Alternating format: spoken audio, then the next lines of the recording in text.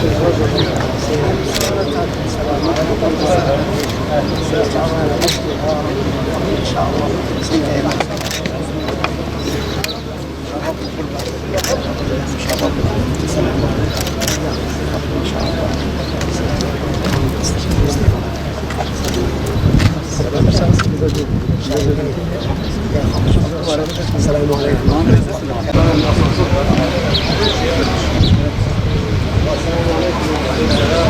ملتقى العلماء الثامن الذي رتب بعنوان نسأل الله تبارك وتعالى أن يجعل هذا الجمع وأن يجعل هذا اللقاء سببا للخيرات.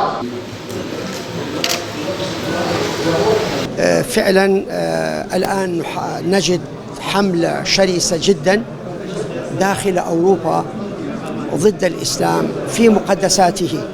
بدأوا بالرسوم المسيئة ثم بحرق القرآن، ونحن العلماء كان لنا دور في الوقوف أمام هذه الحملات، سواء كان بحمل الناس على الرد عليهم أو بالمظاهرات أو بطلب من الحكام أن يقطعوا العلاقات الاقتصادية والعلاقات الدبلوماسية مع ذلك. ولكن ستظل هذه الحملات قائمة ما دامت الأمة الإسلامية ضعيفة. مع الأسف الشديد الآن ظهرت حملة شرسة ضد اللاجئين حتى في بعض الدول الإسلامية مع الأسف الشديد، تحت غطاء العنصرية، تحت غطاء المصالح الاقتصادية، وهي حملة خطيرة جدا لأنها تتنافى مع ديننا. الإسلام يجعل المسلمين أمة واحدة، بل يجعل الإنسانية أمة إنسانية، ويتعارض أيضا مع القوانين الدولية التي تفرض وتحرم وتجرم العنصرية.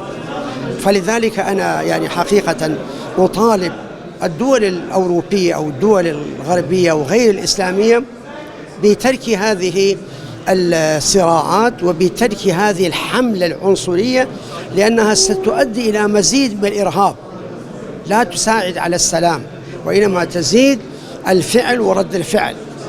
كما أنني حقيقة يعني أحس بألم شديد إذا وجدت عنصرية داخل البلاد الإسلامية. إنما المؤمنون إخوة، مثل المؤمنين في توادهم وتراحمهم كمثل الجسد، فلا يجوز لنا أن يكون لدى المسلم أي فكرة عن العنصرية، بل يجب عليه أن يحارب العنصرية.